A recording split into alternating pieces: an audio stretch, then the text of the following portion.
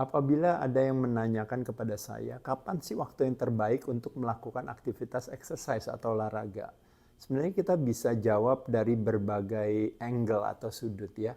Kalau ditanya kapan waktu yang terbaik untuk melakukan olahraga, mungkin kalau jawaban secara general, secara umum yaitu adalah bahwa yang terbaik adalah pada saat dimana kita punya tenaga terbanyak untuk kita melakukannya. Kalau tenaga terbanyaknya adanya di pagi hari, di siang hari, di sore atau di malam hari, ya udah itu berarti yang terbaik bagi kita ya.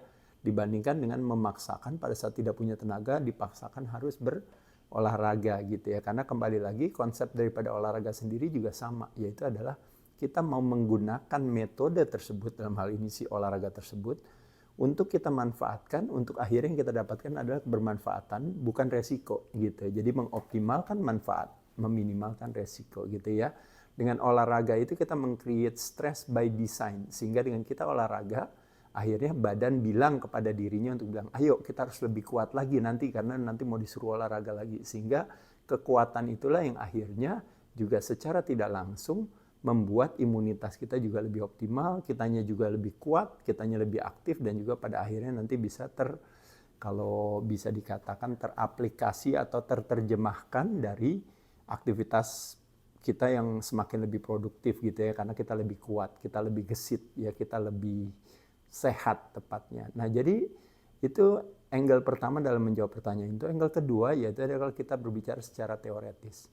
Kalau kita tujuannya berolahraga untuk membakar lemak, nah gitu ya ceritanya, terutama bagi teman-teman yang kadar lemaknya mungkin tinggi, kita bisa melakukan aktivitas olahraga itu pada saat kondisi perut kosong. Alasannya kenapa?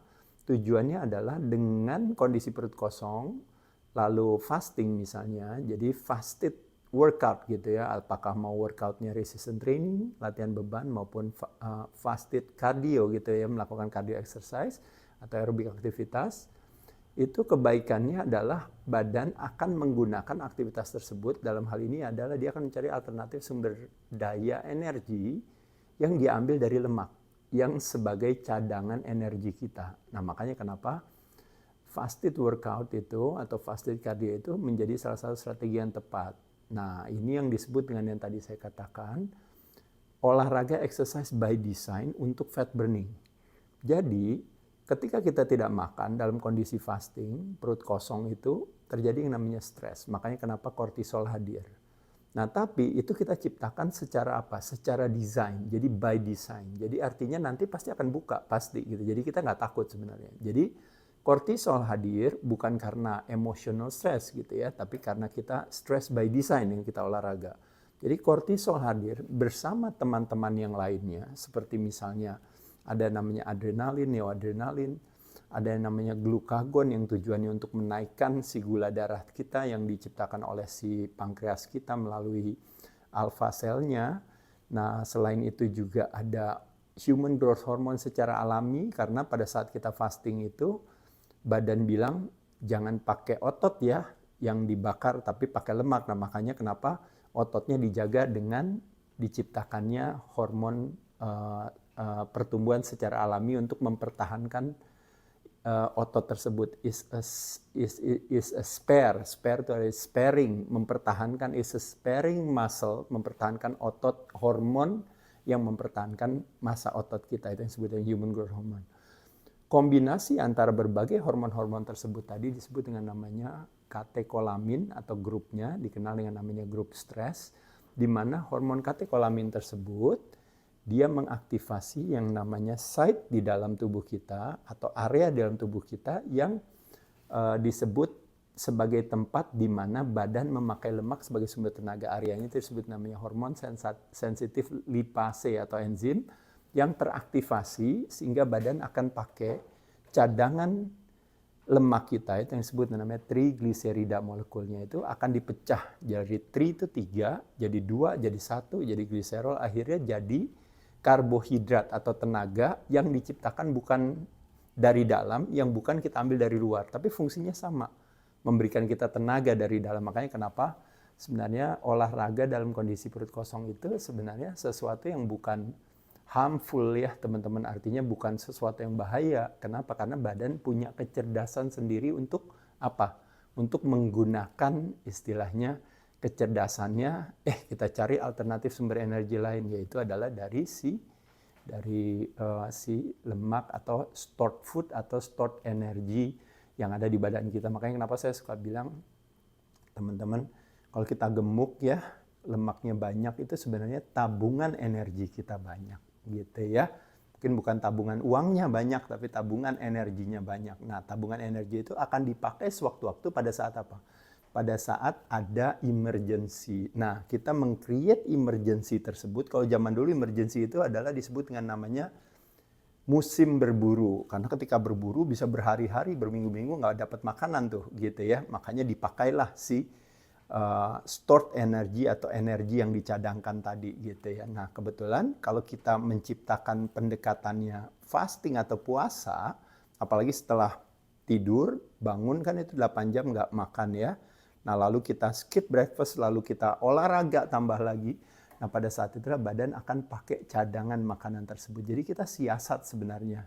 Jadi menggunakan strategi tersebut untuk kita pakai bakar lemak. Itu adalah waktu yang tepat, yang baik buat melakukan aktivitas olahraga yang bertujuan untuk membakar lemak. Terutama bagi orang yang kadar lemaknya sudah cukup tinggi. Mungkin pria di atas 25%, wanita mungkin di atas 30% gitu ya.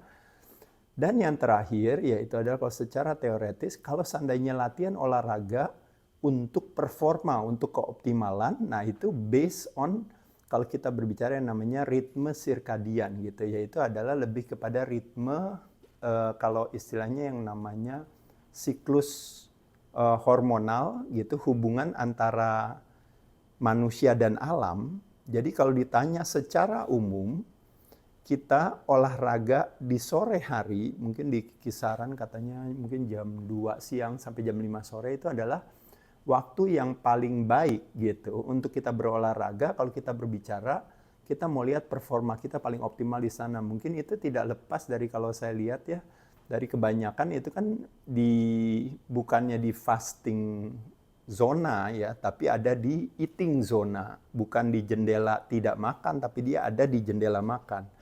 Jadi biasanya kadang-kadang lunchtime kita udah makan dan sebagainya, badan kita udah mencerna makanan dengan baik. Nah di sore hari biasanya in terms of level energi kita itu paling tinggi di sana. Makanya kenapa ketika kita melakukan olahraga di sore hari, nah pada saat itulah akhirnya kita bisa mengoptimalkan olahraga itu. Bagi yang kadar lemaknya di bawah 20%, wanita atau pria di bawah 15% gitu ya, itu akhirnya menjadi satu strategi yang bagus sekali, menjadi satu investasi gitu. Jadi makanya kenapa orang bilang kadang-kadang nggak signifikan antara fasted workout yang tidak makan, sama fat workout yang makan dulu. Karena pada akhirnya yang namanya fat oksidasi itu tetap terjadi. Jadi kayak pembakaran lemak itu pada akhirnya tuh sama. Jadi makanya kenapa orang bilang katanya kalau badan kita udah fit, sebenarnya sebelum makan kita latihan makan dulu atau kita latihan belum makan dulu, sebenarnya nggak terlalu signifikan bedanya gitu. Cuma kelebihannya daripada makan dulu, maka kualitas latihan kita akan jauh lebih optimal. Nah, jadi buat teman-teman sekalian, silahkan teman-teman boleh memilihnya ya. Boleh pilih di pagi hari untuk menggunakan momentum tersebut. Tidak hanya untuk bakar lemak, tapi juga biasanya untuk mengalahkan kemalasan. Karena kita memulai hari dengan berolahraga dulu. Nah itu biasanya momentum itu kita pakai sehingga habis olahraga biasanya badan jadi lebih segar kan. Sehingga ketika kita langsung masuk ke tempat pekerjaan atau aktivitas itu akan jadi lebih optimal lagi. Nah kalau di sore hari lebih kepada kita mau mengoptimalkan kualitas latihan kita. Cuma bagi teman-teman yang kerja ya mungkin nggak bisa latihan ya di jam 2 ya, mungkin baru latihan anggap aja jam 5 lah gitu ya. Itu juga kita masih ada di dalam zona performa itu, nggak ada masalah.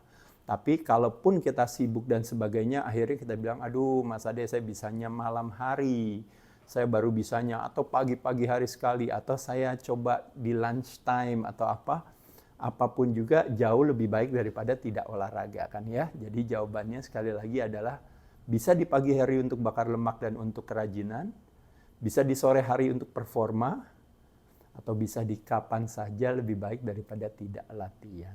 Selamat mencoba.